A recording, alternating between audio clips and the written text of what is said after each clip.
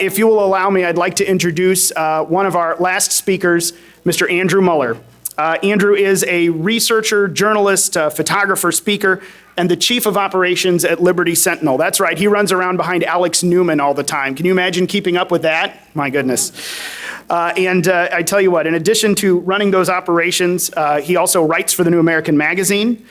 He's been published in many other major conservative sources, regularly guest hosts the Sentinel Report, and is the host of American Made on Ex America News. He got his start in politics, I am very happy to say, as the president, well, is at first a member and then the president of our St. Louis Teen Eagle chapter.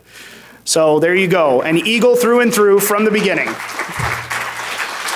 And I am very proud to not only say he is a former Teen Eagle and that he works now over with Mr. Alex Newman, I'm proud to call him a friend and a fellow warrior in this movement to restore the United States of America, Mr. Andrew Muller. Yeah. What a privilege it is to be with like-minded patriots, amen? It's great to be here. Well, as Ryan said, this is very special to me because my first Eagle Council was 10 years ago. I was 15 years old, and I was able to come to Eagle Council, and I am the beneficiary of the wisdom and knowledge that has been given to the great patriots as a result of this conference. And as Ryan also said, I was the president of the St. Louis Teen Eagles, some of which are here tonight, and it's a pleasure to be able to speak. Ryan asked me to talk about the future of the conservative movement for young people. I'm 24 years old myself, very involved in the Young Republicans in my home state of Florida, and I like to try to keep up with what concerns young Christian men, young Christian women, patriotic youth. And I'm going to try to speak to what I think the future of the conservative movement is and what it should be.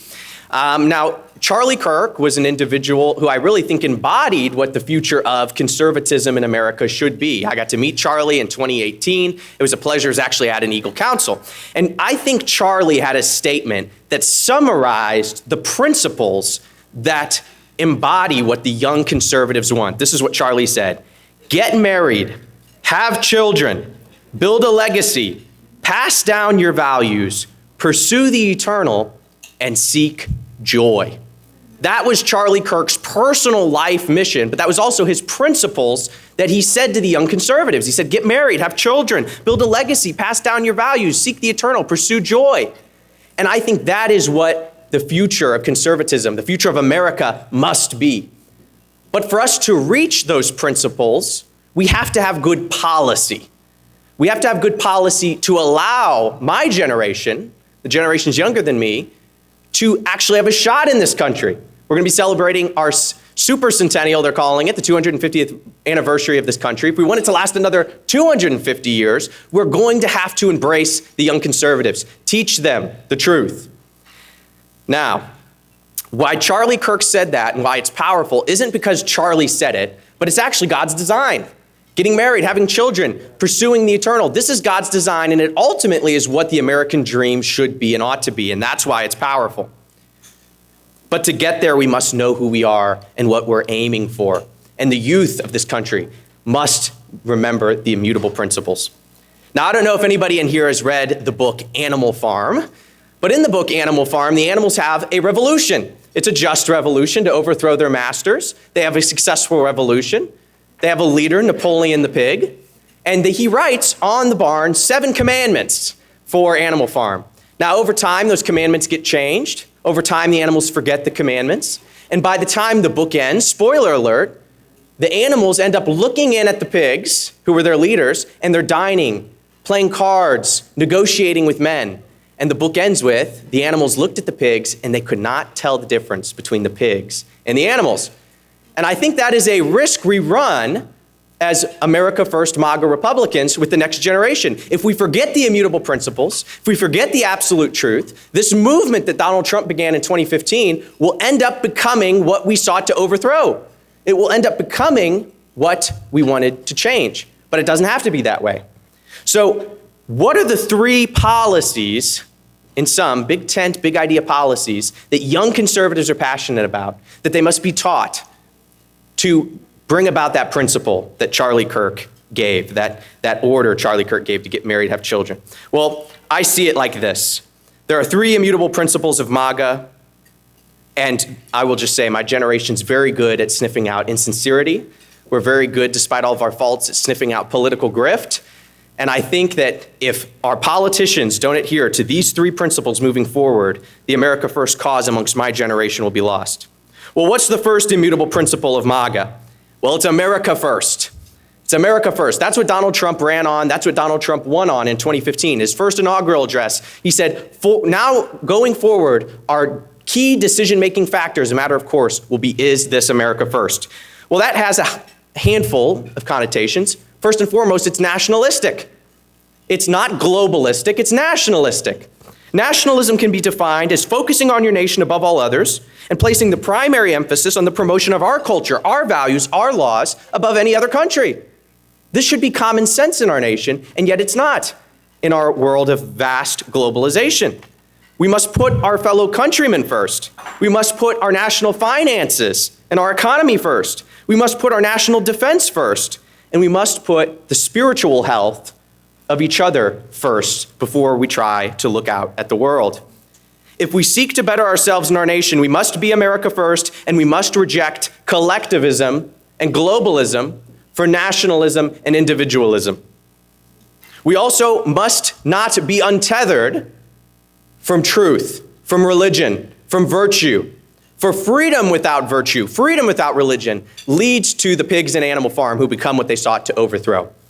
This can be succinctly stated as individual Christian self-government, which is the internal government of our motives, attitudes, and actions through the voluntary submission of our lives to the lordship of Jesus Christ and his moral law. This is what we must be focusing on and teaching the next generation. And this is inseparable with individualism. This is inseparable with nationalism and patriotism. We have to return to our Christian heritage. Daniel Webster, the great statesman, he said, whatever makes men good Christians makes them good citizens. We have to return to that idea and our Christian heritage in this country unapologetically. And America First also must be accompanied by a firm adherence to federalism, local engagement, and bottom-up change. And that's what we've been talking about here at this conference. The second immutable principle of MAGA is closed borders. This is what the young generation is concerned about, and I'm concerned about, because our culture is being eroded. Our elections are being corrupted. Our economy is being tainted. The housing market's being bought up. My friends cannot purchase homes because we have this housing crisis that's in part because of our flooded immigration and our destroyed economy because of all the handouts we've given to illegal immigrants. So illegal immigration is unacceptable in any form. All illegals must be deported. And legal immigration can continue, but it must be accompanied by assimilation. If you come into this country, you assimilate to this country. You adopt our laws, our values. You don't change our country. If you want to have an Islamic country, there's 50 others you can choose. If you want to have an atheistic culture, go to Europe. But we're trying to return America to its principles. Secure borders, protect American jobs, secure elections, preserves our culture. It bolsters a strong economy, and it will fix, in part, our housing crisis. The third immutable principle of MAGA, and this one is very important to me and also to all of the young people I've talked to who are part of young Republican groups across the country, and it's anti-war. Now, that does not mean that we forget about the world. We don't pray for the world. We don't have allies. That's not what I'm saying. But war historically in this country has been the primary catalyst for the expansion of the central government in the state and for the opening of the door to global power and mass globalization. I'll remind you that at the end of World War II, that birthed the League of Nations, which turned into the United Nations. These are things we must be concerned about. No wars unless our homeland is directly under threat. This is not just my opinion, my friends. This is the policy of our founding fathers.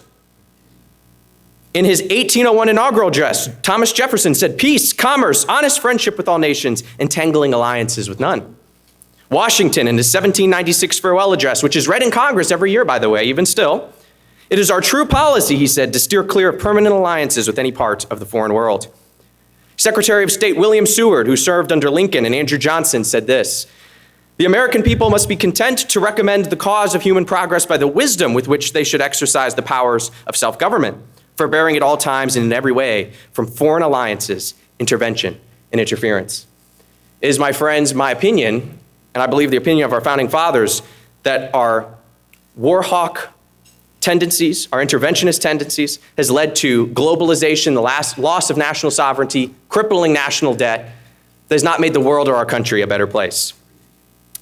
So those three principles, those three immutable principles of MAGA, America first, closed borders, and anti-war, is the starting place to allow the principles that Charlie Kirk gave us of getting married, having children, seeking the eternal, a reality for my generation and generations hence. If we do not handle those three policies, if we are not firm and adhered to our Constitution and to that vision that won Donald Trump the election in 2015 in a landslide, my generation will not have a chance at a future in America that's bright. And to the older generation, you must disciple and mentor the youth. This is so important. And youth must listen to and respect the older generation. This is a biblical idea. We see in Ephesians 6:1-3, children, obey your parents in the Lord, for this is right. Honor your father and mother, which is the first commandment with a promise, so that it may turn out well for you and that you may live long on the earth. I would say, my friends, that in honoring our mothers and our fathers, we should also honor our founding fathers and our great national heritage, that we may live long on this earth and dwell in prosperity.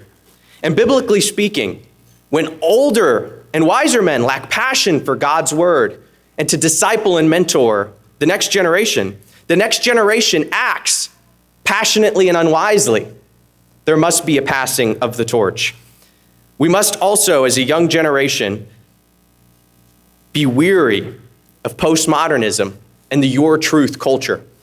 This will be a great fight amongst my generation, where you have the your truth group over here, the my truth group over here.